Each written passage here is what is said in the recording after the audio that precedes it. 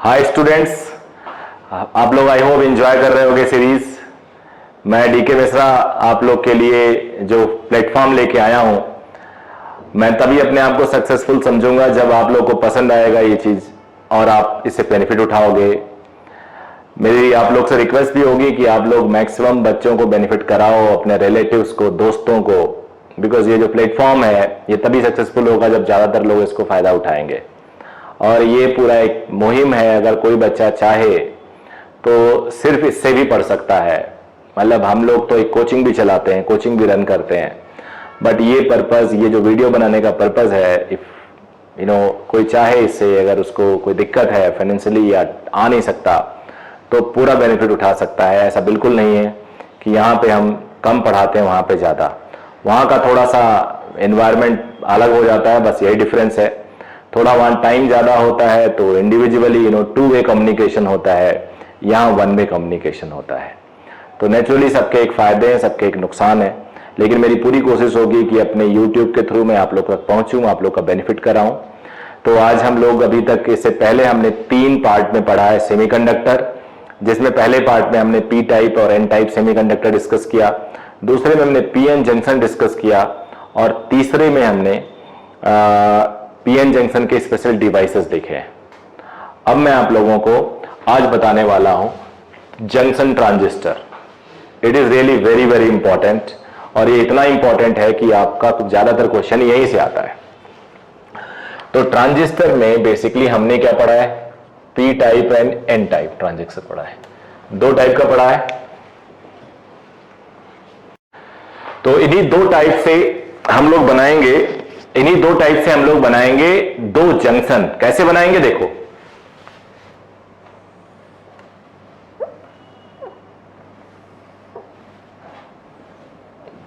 ये एक पी लिया, बीच में एक स्लाइस पतली सी एन का ले लिया, फिर पी ले लिया। तो अब ये मेजॉरिटी चार्ज कैरियर क्या है बेटा? होल्स है। यहां क्या है? इलेक्ट्रॉन्स है। यहां क्या है? होल्स है।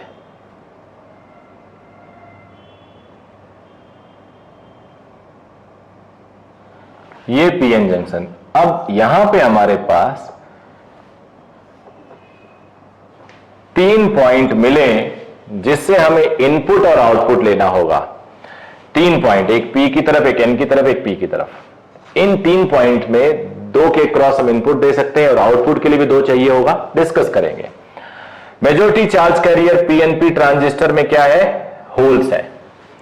अच्छा, पहले वाले को हम एमीटर बोलते हैं, इसको कलेक्टर बोलते हैं, इसको बेस बोलते हैं, ई को हम बोलते हैं एमीटर।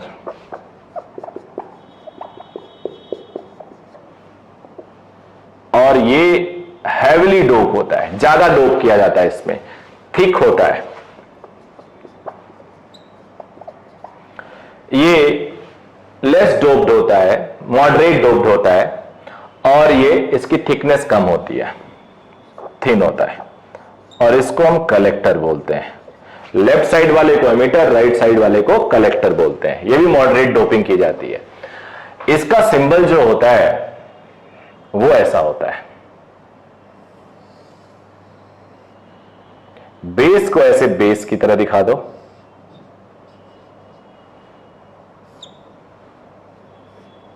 ये एमीटर, ये कलेक्टर, इन दोनों को ज्वाइन कर दो, पी से एन की तरफ एरो दिखा दो। किधर? पी से एन की तरफ। याद रखना बेटा, जब हम इसको फॉरवर्ड बायस करेंगे तो करंट पी से एन की तरफ ही जाएगा। पी को हम पॉजिटिव रखते हैं फॉरवर्ड बायसिंग, एन को हम नेगेटिव रखते हैं।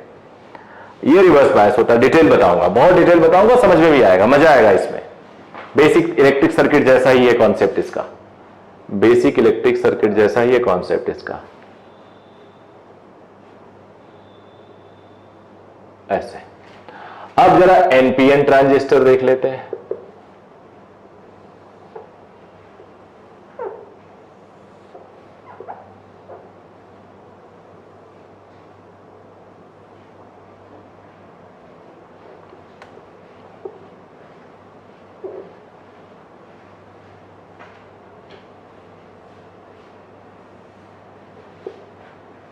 यहां पे मेजॉरिटी चार्ज कैरियर आपको पता है इलेक्ट्रॉन्स है।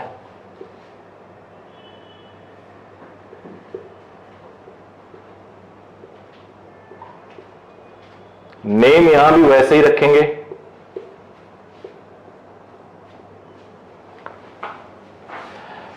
कैसे? एमीटर यहां पे, बेस यहां पे, कलेक्टर ये। सिंबल कैसे देंगे? Base as usual, emitter as usual, collector as usual, बस एरो का डायरेक्शन बदल जाएगा। पी से एन, बीच वाला पी है, ये एन, ये होगा। अब एक अच्छी बात आप लोग समझ लो, जैसे तुम्हें पता है कि mobility of electron is more as compare to mobility of holes, तो इसलिए अगर हम लोग यूज करते हैं NPN transistor, then will get more और better efficiency. So generally NPN ही ज्यादातर यूज किया जाता है। अब वर्किंग ऑफ पीएनपी ट्रांजिस्टर और एनपीएन ट्रांजिस्टर वो हम लोग देखते हैं। तो वर्किंग ऑफ ट्रांजिस्टर देखते हैं, ये मैं यूज कर लूंगा इसी में। एक बार हम लोग पीएनपी ट्रांजिस्टर देखेंगे, फिर दूसरी बार एनपीएन ट्रांजिस्टर देखेंगे। एक बार पीएनपी, दूसरी बार एनपीएन।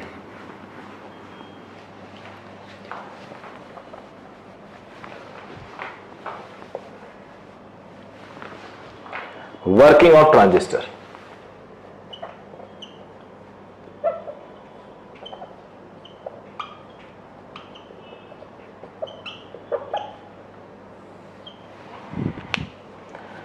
इसको कनेक्ट करोगे। देखो बड़ा ही कॉमन सी बात है, दो चाहिए हमें इनपुट देने के लिए, दो चाहिए आउटपुट के लिए। अब तीन ही है तो कोई एक कॉमन होगा, कोई एक टर्मिनल कॉमन होगा जो इनपुट में भी होगा और वही चीज आउटपुट में भी होगा। तो यहां पे मैं इनपुट में ले रहा हूं एमीटर और बेस को। ये फॉरवर्ड बायस होता है, ये रिवर्स बायस। रिवर्स बायस में तुम्हें पता है कि P को नेगेटिव, थोड़ा हैवी बैटरी लेते हैं। Will discuss the reason in detail. ये बेस कलेक्टर और ये base emitter, emitter base. Collector base भी लिख सकते हो, कोई प्रॉब्लम नहीं है। ये फॉरवर्ड बायस रखते हैं, ये रिवर्स बायस रखते हैं। याद रखना, फॉरवर्ड बायस से क्या होगा कि ये वाला, ये प्लस इसको मिला है तो ये रिपेल होगा। मैं कलर चेंज कर देता हूं। ये जो होल्स हैं ये रिपेल होंगे, डिप्लीशन रीजन कम होगा।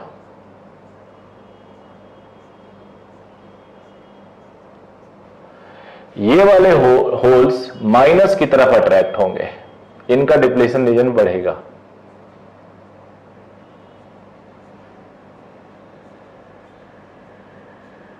अब इधर हैवी प्लस है तो ये कुछ परसेंट तक ये नीचे भी आएंगे, अदरवाइज ये होल इधर जाएगा और उस जाने के प्रोसेस में इलेक्ट्रॉन के साथ रिकंबाइन भी होगा। अब यहां पे जो करंट फ्लो करता है हम उसे एमिटर करंट बोलते हैं, यहां पे जो करंट आता है बेस करंट बोलते हैं, यहां पे करंट जो आता है कलेक्टर करंट बोलते हैं। अगर आप किरचॉफ्स करंट लॉ अप्लाई करो तो emitter current is equal to base current plus collector current, इन दोनों का सम ही है। और प्रैक्टिकली ऐसा देखा गया है कि 5% इलेक्ट्रॉन या और होल्स यहां रिकंबाइन कर जाते हैं और आईबी उन्हीं के रिजल्ट से प्रोड्यूस होता है। सो 5% of total which is IE, so it is 5/10, 5/100 IE। और रिमेनिंग जो होता है वो कलेक्टर करंट होता है, जो रिकॉम्बिनेशन इधर होता है। तो 95% ऑफ IE जो होता है 95/100 IE। तो ये तो रहा वर्किंग ऑफ ट्रांजिस्टर पीएनपी। अब दोनों देखेंगे, इसको मैं सिंबॉलिकली भी तुम्हें दिखा दूं।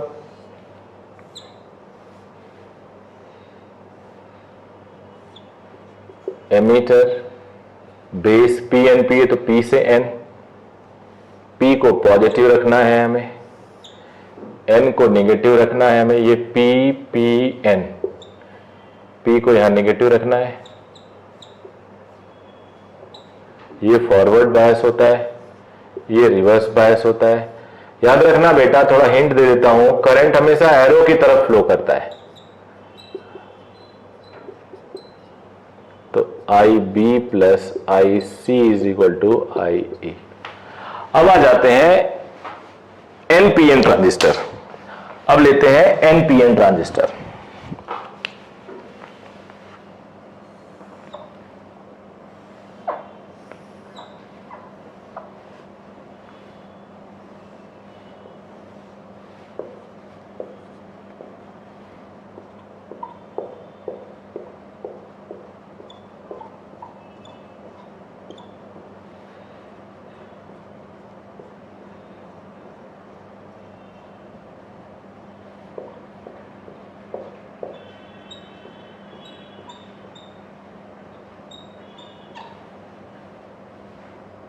ये एमीटर होता है, ये कलेक्टर होता है, ये बेस होता है।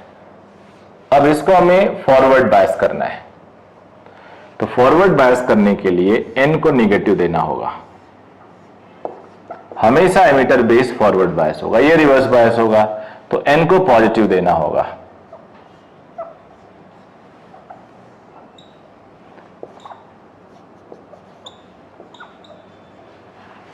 अब जरा देखो क्या हो रहा होगा इसमें।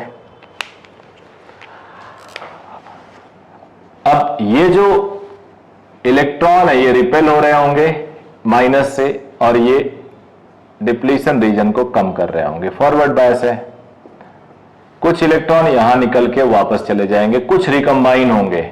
अब रिकंबाइन होने से यहां करंट फ्लो कर जाएगी, जिसे आप बेस करंट बोलोगे। अगेन प्रोसेस वैसा ही होगा, ये इलेक्ट्रॉन भी प्लस की तरफ दौड़े दौड़े आएंगे, सेम वर्किंग है, बिल्कुल वैसे ही वर्किंग है।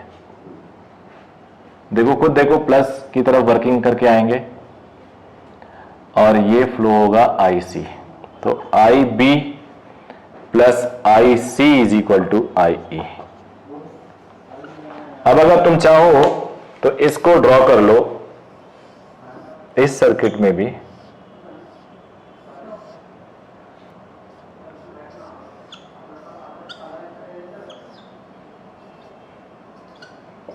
पी से एन की तरफ एरो, एन यहां पे पॉजिटिव हो जाएगा और एन यहां पे नेगेटिव। एरो की तरफ करंट बता चुका हूं,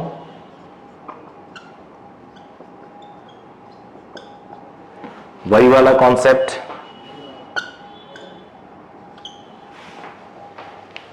एक बार फिर से रिवाइज कर लेते हैं। पीएनपी ट्रांजिस्टर, पीएनपी का ये सिंबल, एनपीएन, एनपीएन का ये सिंबल। पहला जो इनपुट होगा हमेशा फॉरवर्ड बायस होगा। फॉरवर्ड बायस मतलब जो होल को पुश करो और इलेक्ट्रॉन को दूसरी तरफ पुश करो, मतलब जो बीच में गैप होता है, नो मैंस लैंड बताया, वो कम होगा। तो ये प्रोसेस में इधर जाएगा, इस डिप्लीशन इस पतले से स्लाइस को क्रॉस करके दूसरी तरफ जाएगा और इस बैटरी से मिलेगा। लेकिन क्रॉस करने के प्रोसीजर में कुछ होल और इलेक्ट्रॉन रिकंबाइन कर जाते हैं, उससे करंट फ्लो कर जाता है, that is almost 5% of the total. तो उसे हम बेस करंट कहते हैं। रिमेनिंग 95% सर्किट को कंप्लीट करता है, जिसे हम कलेक्टर करंट कहते हैं। ये लिखा मैंने। तो I emitter is equal to I base plus I collector, I base plus I collector. Emitter होगा टोटल का सम। पीएनपी ऐसे कहते हैं, एरो पी से एन की तरफ बनाते हैं। यहां आ जाओ एनपीएन ट्रांजिस्टर। एनपीएन में एन आ गया, जो यहां पे इलेक्ट्रॉन मेजॉरिटी है, यहां इलेक्ट्रॉन मेजॉरिटी, बीच में होल्स की मेजॉरिटी है। अब ये फॉरवर्ड बायस, तो माइनस, इस माइनस यानी इलेक्ट्रॉन को पुश करेगा, पुश करने के प्रोसेस में ये क्रॉस करेंगे इस स्लाइस को, पतले वाले पी को क्रॉस करने के प्रोसेस में कुछ रिकॉम्बिनेशन होगा, बेस करंट फ्लो करेगा, अदरवाइज 95% यहां आ जाएगा। तो यहां भी I base plus I collector is equal to I emitter. Copy कर लीजिए इसको। तो बेटा जरा सर्किट कैसे हो सकता है, वर्किंग कैसे होगी, थोड़ा बहुत डिटेल जान लेते हैं। जैसा मैंने तुम्हें बताया कि 3 टर्मिनल्स हैं और इनपुट और आउटपुट दोनों लेना है, तो 2 के क्रॉस इनपुट, 2 के क्रॉस आउटपुट, 4 चाहिए होगा, but we have 3, so 1 must be common with input as well as with output. तो एनपीएन लिया, जैसे मैंने बोला एनपीएन ज्यादा लेंगे बिकॉज यहां पे मेजॉरिटी चार्ज कैरियर इलेक्ट्रॉन्स हैं, वो ज्यादा एफिशिएंट होंगे। कॉमन बेस देख रहे हो, इधर भी है इनपुट सर्किट में आउटपुट सर्किट में, कॉमन एमीटर इनपुट सर्किट में है बेस सर्किट में भी है, मतलब आउटपुट सर्किट में भी, कॉमन कलेक्टर। ये नहीं पूछा जाएगा, ये सिलेबस में नहीं है आपके, ये सिलेबस में है, ये सिलेबस में है। तो फिर भी मैंने ड्रॉ कर दिया। पहचान एरो की तरफ करंट का है, तो हमेशा इधर में जो इनपुट सर्किट होगा उस हिसाब से आपको देखोगे कि करंट एरो की तरफ आए और वहीं से चलोगे। इसमें बच्चे पता कहां डरते हैं, कॉम्प्लिकेटेड सा कई बार सर्किट से रिलेटेड क्वेश्चन आ जाता है। कई बार तुम्हें ट्रांजिस्टर नहीं पूछा जाएगा, कई बार एक सर्किट दिया हो जाएगा उसमें करंट करंट पूछा जाएगा। तो इसको अगर मास्टरी करनी है तो आप पकड़ो हमेशा एरो को, एरो की डायरेक्शन में करंट होगा, यहां कोई ड्रॉप कोई गेन नहीं होगा। ड्रॉप गेन जैसे यहां पे इनपुट रेजिस्टेंस लिया उस हिसाब से देखोगे जो सर्किट में पढ़ाया मैंने, एमीटर करंट, एमीटर वोल्टेज, उसके बाद यहां से कलेक्टर वोल्टेज और ये बेस, और ये I E is equal to I B plus I C. यहां देखो यहां प्लस दिया, एरो की तरफ करंट ये आई ई, ये बेस करंट आई बी, ये आई सी। तो यहां भी डायरेक्शन देखने के लिए बहुत ही क्लियर। तो यहां पे हमने बेस वाले को पॉजिटिव दिया, पी को, तो फॉरवर्ड बायस हो गया। अब यहां पे देखो, यहां पे हम लोग ये एरो, एरो यहां है, आई ई ये हो गया, आई ई ये हो गया, आई बी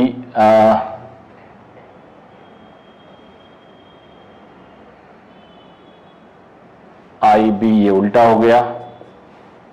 वैसे भी पी को हम फॉरवर्ड देंगे तो आई बी, आई ई और आई सी ये हो गया। तो यहां भी बेटा I E is equal to I B plus I C, कोई डिफरेंस आपको नहीं दिखेगा। तो तीनों केसेस आपने देख लिया इस तरह से। अब इनकी हम लोग वर्किंग देंगे एज एन एम्पलीफायर। एम्पलीफायर क्या होता है? एम्पलीफायर होता है, इनपुट वोल्टेज मैंने दिया, मान लो ये इनपुट दिया मैंने, तो आउटपुट हो गया ये एम्पलीफायर है, ये या ये एम्पलीफायर है। तो अब हम लोग देखेंगे working of transistor as an amplifier. Start करते हैं ट्रांजिस्टर। ट्रांजिस्टर बेसिकली बेटा, जो ट्रांजिस्टर को स्टार्ट किया हमने, स्टार्ट करते हैं एम्पलीफायर, मुझे बोलना था। एम्पलीफायर बेसिकली काम करता है एक लो इनपुट को हाई इनपुट में बदलना, लो वोल्टेज को हाई वोल्टेज में बदलना, लो पावर को हाई पावर में देना। जनरली तुम लोग जानते होगे कि हम लोग प्रैक्टिकली बड़ा सारा साउंड एम्पलीफाई करते हैं, एक सोर्स ऑफ साउंड को हम एम्पलीफाई कर देते हैं बड़े फंक्शन में, घरों में। जिसका सोर्स लो होता है उसको बहुत लाउड सुना जा सकता है, तो वो एम्पलीफाई है। लाउड स्पीकर लगा दो, लाउड कर देगा। तो ये सब एम्पलीफाई होता है। तो एम्पलीफाई का मतलब होता है कि किसी, मान लो ये एम्पलीफायर है, ये इनपुट है इसका, ये आउटपुट है, तो आपने इनपुट दिया ये और आउटपुट ये दे दिया आपको, तो एम्पलीफाई हो गया। तो दो टाइप के एम्पलीफायर हमारे सिलेबस में है, common base amplifier and common ammeter amplifier. अब कॉमन बेस एम्पलीफायर में भी दो केस बनते हैं, एक एनपीएन ट्रांजिस्टर का, एक पीएनपी ट्रांजिस्टर का। कॉमन बेस में दो एंड कॉमन एमीटर में भी वही, एक एनपीएन ट्रांजिस्टर, एक पीएनपी ट्रांजिस्टर। तो आप सबको पता है कि एनपीएन ज्यादा इफिशियंट होता है, बिकॉज वहां पे मेजॉरिटी चार्ज कैरियर क्या होता है बेटा? इलेक्ट्रॉन्स। तो मैंने एक डायग्राम बनाया, एक्सप्लेन मैं पूरा कर दूंगा आपको, और ये एकदम समझ में आना चाहिए, रटना नहीं है किसी को, बिकॉज इस पे बेस्ड कुछ सर्किट के क्वेश्चंस पूछे जाते हैं, वहां बच्चा फंस जाता है अगर वो रट के आएगा तो कॉन्सेप्ट एकदम क्लियर। कॉमन बेस को हमने कॉमन किया, मतलब इनपुट में भी इंक्लूड किया, आउटपुट में भी इंक्लूड किया। एमीटर बेस हमेशा फॉरवर्ड बायस होता है, बेस कलेक्टर रिवर्स बायस होता है। तो फॉरवर्ड बायस के लिए एन को नेगेटिव, पी को पॉजिटिव, रिवर्स बायस में पी को नेगेटिव, एन को पॉजिटिव कर दिया। यहां तक समझ में आ गया होगा। अब कुछ छोटी छोटी बातें आपको बताता हूं। तो देखो बेटा, एमीटर एरो की तरफ करंट फ्लो करता है, बता चुका हूं आपको। ऐसे आई ई आया, आई बी में गया और आई सी में गया। एक बात जान लो, इसे हम अर्थ करते हैं। अर्थिंग करने का मतलब तुम लोगों को करंट इलेक्ट्रिसिटी में समझा चुका हूं मैं। अर्थिंग, इसको ए बी यहां लिख देता हूं, ए बी पॉइंट, अर्थिंग करने का मतलब 0 वोल्ट, 0 वोल्ट। अब बैटरी का इधर 0 वोल्ट तो ये हो जाएगा माइनस ऑफ VEB, इधर 0 वोल्ट तो ये हो जाए, इसको लिखने की जरूरत नहीं, इसको अलग से लिख देंगे। ये माइनस इसलिए लिखा बिकॉज हम यहां अभी इनपुट देने वाले हैं, तो इनपुट में हमें पता चलेगा कि प्लस इनपुट जब जाएगा तो कैसा बिहेव करेगा, ये माइनस इनपुट जाएगा यानी दूसरा वाला साइकिल तब कैसे बिहेव करेगा। तो पहला इक्वेशन कंजर्वेशन ऑफ चार्ज से IE is equal to IB plus IC, जो किरचॉफ फर्स्ट लॉ है। फिर आउटपुट वोल्टेज हमें मेजर करना है, तो मैं B से A की तरफ चलता हूं। इस वोल्टेज को हम बोल देंगे CE, BC लिखेंगे, CB लिख देता हूं, कलेक्टर बेस वोल्टेज। तो V, ये B पॉइंट है, VB ऊपर की तरफ मैं जा रहा हूं जिधर करंट भी है, माइनस से प्लस जाते हैं तो प्लस VCC, करंट की डायरेक्शन में minus ICRL is equal to VA, तो VA minus VB, VCC minus ICRL, जिसे तुम VCB कह सकते हो, कलेक्टर बेस। ये इक्वेशन भी इंपॉर्टेंट है।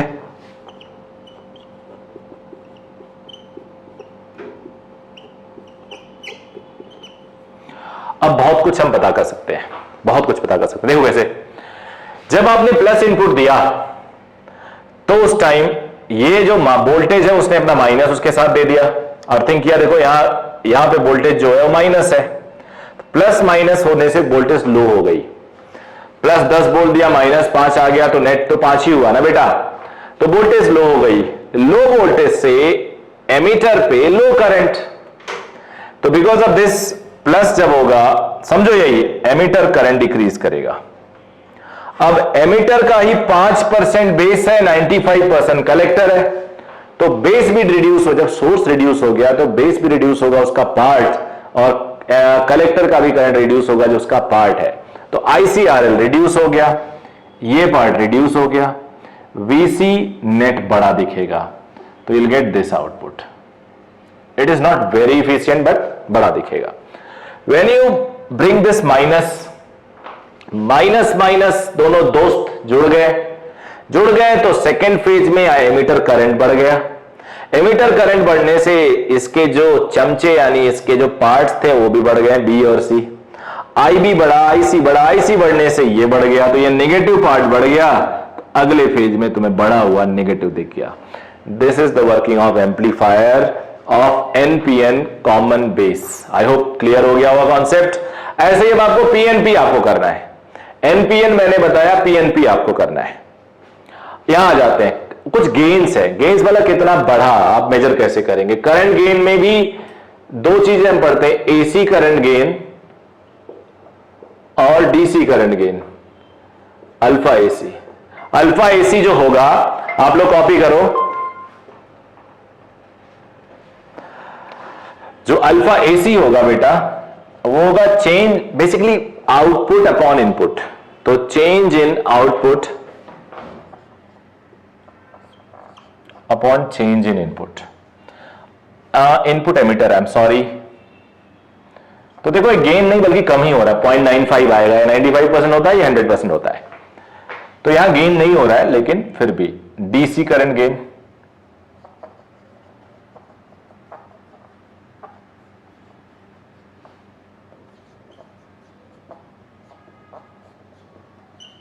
Voltage gain, A for amplification, output voltage upon input voltage. Output voltage क्या है बेटा, output current, load resistance, input current, input resistance, this is alpha AC DC into resistance gain।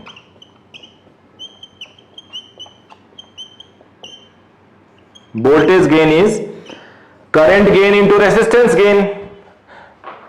voltage equal to IR होता है, तो gain में भी दोनों का गेन लिख लो। पावर गेन AP लिख देता, हाँ AP लिखा मैंने, output power input power, output voltage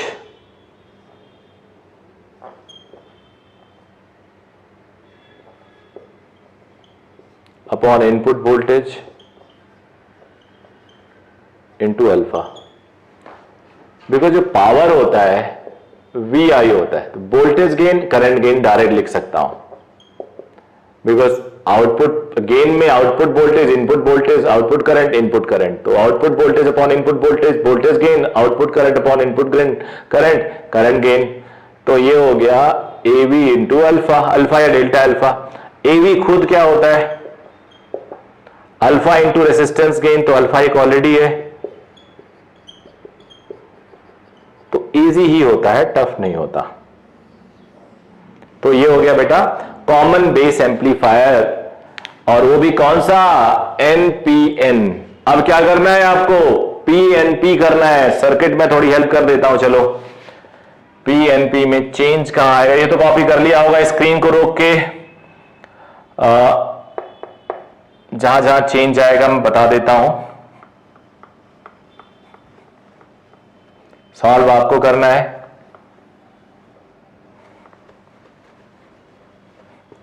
forward bias तो रहेगा, इसको हटाने की जरूरत नहीं थी, इसमें तो कोई चेंज होता ही नहीं कभी।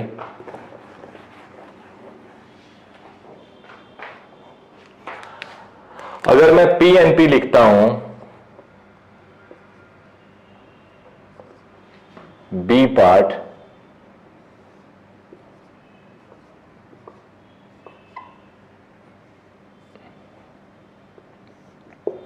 तो पी को तो पॉजिटिव देना होगा, छोटा ही बहुत बड़ा नहीं लिखते, चेंज मिल गया आपको पॉजिटिव। यहां पी को नेगेटिव, ये फॉरवर्ड बायस हो गया, रिवर्स बायस हो गया, करंट ऐसे, आईबी ऐसे, आईसी ऐसे। फिर अब आप लोग सॉल्व करेंगे और देखेंगे कैसे आएगा। ये अब आपका काम हो गया, तो कॉपी कर लीजिए, फिर मैं बताता हूं। तो अब बेटा ये कॉमन एमिटर एम्पलीफायर पढ़ लेते हैं। कॉमन एमिटर में भी एनपीएन लिया, जो सबसे ज्यादा फेमस होता है। कॉमन एमिटर में एमिटर को दोनों इनपुट में भी इंक्लूड किया, आउटपुट में भी इंक्लूड किया, देख सकते हो आप लोग। फॉरवर्ड बायस करना है तो ये एनपीएन, तो पी को पॉजिटिव दिया, एन को नेगेटिव। रिवर्स बायस करना है तो कलेक्टर वाले को एन को पॉजिटिव दे दिया, इधर एन को नेगेटिव दे दिया, तो आउटपुट में फॉरवर्ड बायस रिवर्स बायस हो गया। बेस से करंट जाता है, देखो प्लस से माइनस, और सबसे आसान तरीका मैं आपको बता चुका हूं, एरो की डायरेक्शन में पी से एन जो होता है करंट फ्लो करा दो, तो एमीटर करंट आ गया, उसे डिस्ट्रीब्यूट होना दो पार्ट में, बेस और कलेक्टर में। तो यहां पे बेस करंट जा रहा है, इससे प्रीवियस वाले पे जा रहा था, इस पे क्या एमीटर करंट, याद रखना। तो अर्थिंग करने से 0 वोल्ट, 0 वोल्ट, ये 0 होने से यहां का पॉजिटिव वोल्टेज आ गया। अब पहला इक्वेशन तो मैं लिख देता हूं, I E is equal to I B plus I C. दूसरा वोल्टेज का इक्वेशन लिख लेने दो, वी सी ई लिख देते हैं। यहां से चलते हैं, let it be A, let it be B, V A minus से प्लस जाते हैं तो plus V C C, current की डायरेक्शन में जाते हैं तो minus I C R L is equal to V B. तो V B minus V A, V C C minus I C R L. तो V B minus V A को क्या लिखेंगे, वी सी ई लिखेंगे, V C E is equal to V C C minus I C R L. Just like the previous case, कोई ज्यादा change नहीं आया। अब जरा देखो बेटा, ये प्लस दिया मैंने, अर्थ यहां 0 करने से, 0 वोल्ट अर्थिंग करने से ये पॉजिटिव आ गया, यानी इनपुट रेसिस्टेंस में पॉजिटिव वोल्टेज है इस बैटरी की वजह से। और जब हमने एक इनपुट जिसका हमें एम्पलीफाई करना है लगाया प्लस, तो ये प्लस दोनों मिलके हो गए बड़े, इन्होंने दोस्ती कर ली, चाहे दोनों प्लस मिलके बड़े हो गए, दे एड अप। तो एड अप होने से इंक्रीज हो गया इनका वैल्यू, और इंक्रीज होने से बेस करंट बढ़ गया भाई, बिल्कुल बढ़ गया। और तुम्हें पता है जो बेस करंट होता है वो तो भाई 5% पार्ट होता है किसका, एमीटर करंट का। तो जब बेस बढ़ रहा है तो एमीटर भी बढ़ेगा एंड कलेक्टर भी बढ़ेगा, एमीटर बढ़ेगा तो कलेक्टर भी बढ़ेगा। तो ये जो करंट है उसको इंक्रीज कर दिया गया, तो आउटपुट करंट इंक्रीज हो जाएगा आईसी। अब आउटपुट करंट इंक्रीज होने से ये नेगेटिव वाला पार्ट ज्यादा हो जाएगा, तो यहां पे आउटपुट में ये जो नेगेटिव पार्ट है वो बढ़ जाएगा पहले फेज में। यानी तूने दिया प्लस, वहां 180 का फेज डिफरेंस आ गया। ये भी खास बात है, याद रखने वाली बात है। ये बढ़ने से अगली बार मैंने माइनस दिया, अब ये माइनस और ये प्लस थोड़ा कम हो गए। कम होने से आई भी कम हुआ, आई भी कम होने से I B is a part of I, I कम हुआ और आई कम हुआ तो नेचुरली आई सी कम हुआ। तो आउटपुट वोल्टेज जो VCE है उसमें IC कम हो गया, तो इसका इफेक्ट दिखेगा, तो आउटपुट में आपको पॉजिटिव वैल्यू मिल जाएगी। ये इसका भी टेक्निकली आप देखना, इसका एम्प्लीफिकेशन काफी ज्यादा होता है और यही यूज किया जाता है। कैसे? AC करंट गेन, तो इसको हम बीटा से रिप्रेजेंट करते हैं। इससे पहले हमने अल्फा किया था, इसको बीटा। तो डेल्टा आउटपुट क्या है? IC अपॉन आई इनपुट क्या है? बेस। देखो IC 95%, IB 5%, तो ये करीब 95 अपॉन 5 के टर्म में यानी 19 के आसपास आएगा बीटा। तो ये काफी अच्छा होता है, far far greater than 1। DC current gain, space नहीं छोड़ा, चलो मैं यहां लिख देता हूं, बीटा DC इज IC अपॉन IB। ट्रांसकंडक्टेंस एक नई डेफिनेशन इसमें आ जाती है। तो ट्रांसकंडक्टेंस को GM से रिप्रेजेंट करते हैं और ये होता है delta IC upon delta VI, यानी change in output current upon change in input voltage. अब बेटा ऐसा करता हूं मैं, इनपुट करंट से डिवाइड और इनपुट करंट से मल्टीप्लाई। इससे देखना क्या खास मुझे मिल जाएगा। इसको ले लिया, what is this? This is beta, और ये input voltage is equal to input resistance into input current.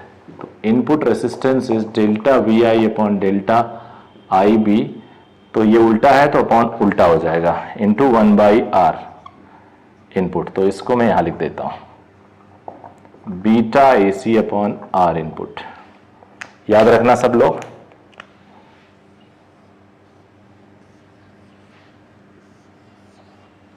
Voltage gain, इसको डायरेक्ट लिख लेने दो मेरे को,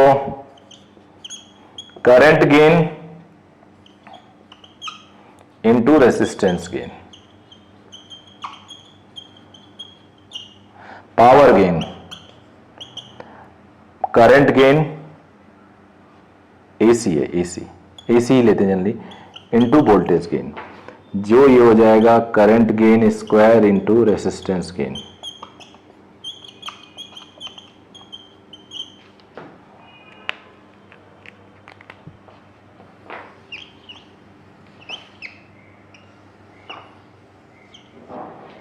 ये तो अब ये ट्रांजिस्टर आपने देख लिया। इसके बाद हम जरा अल्फा और बीटा में एक रिलेशन भी निकालते हैं और एक छोटी सी हेडिंग और पढ़ेंगे हम लोग, जो ट्रांजिस्टर एज एन एम्पलीफायर पढ़ लिया, एज एन ऑसिलेटर उसका एक सर्किट डायग्राम बहुत छोटा सा वो भी पढ़ लेते हैं। छोटा सा और सर्किट है, बहुत ही इंटरेस्टिंग है ये। Transistor as an oscillator, oscillator किसका? Voltage oscillator. वोल्टेज ऑसिलेटर तो current oscillator, power oscillator.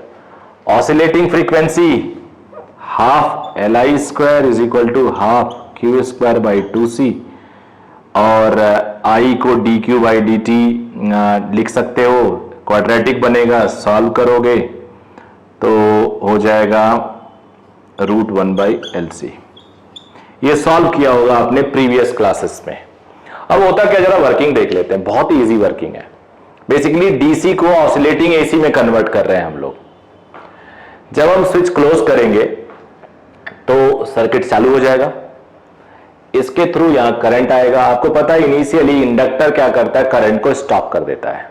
Current को फ्लो नहीं करने देता, बिकॉज इंडक्टर की प्रॉपर्टी होती है it opposes any change in current flowing through it, तो स्टॉप कर देता है। लेकिन ग्रेजुअली करंट बढ़ने लगता है, सर्किट चालू हो जाता है, इसके थ्रू फ्लक्स एसोसिएटेड होता है, फ्लक्स यहां पे लिंक होता है म्यूचुअल इंडक्टेंस से, और ये फ्लक्स इसमें भी करंट फ्लो करता है, तो ये भी करंट को अलाउ करता है। उस फ्लक्स से करंट इंक्रीज होता है, इंक्रीज करंट से जिधर को एक साइड का पॉजिटिव, इस प्लेट का जो पोटेंशियल हो प्लस होने लगता है, तो करंट इंक्रीज होने से यहां पे पोटेंशियल इंक्रीज होने लगता है, इसकी एनर्जी इंक्रीज होने लगती है, फिर यहां से इन दोनों का एनर्जी ऑसिलेशन स्टार्ट हो जाता है और ये पूरा सर्किट चालू हो जाता है। ये प्रोसेस बढ़ता रहता है और बहुत ज्यादा वैल्यू तक करंट इसमें आ जाता है, जिसे हम सैचुरेशन करंट तक पहुंचा सकते हैं। तो यही एक प्रोसेस होता है, यानी इसको एक डीसी से हम हाई वैल्यू एसी कन्वर्ट कर सकते हैं, DC to high value AC, fluctuating AC हम लोग डेवलप कर सकते हैं, fluctuating current which is DC. तो यही एक प्रोसेस होता है। आई होप पूरा चैप्टर, इतना ही था, पूरा चैप्टर आपको समझ में आ गया होगा। इसके क्वेश्चंस ट्राई करिएगा और आई होप इसके बाद हम लोग छोटा सा और वीडियो में आपको दूंगा जिसमें एक आध क्वेश्चन पूछे जाते हैं, और वो है जो कम्युनिकेशन सिस्टम के कुछ पार्ट्स हैं वो भी मैं आपको बताऊंगा। एक छोटा सा आधे घंटे का वीडियो होगा, उसमें जो जो पार्ट कम्युनिकेशन के हैं वो भी कवर कर दूंगा। Thank you very much.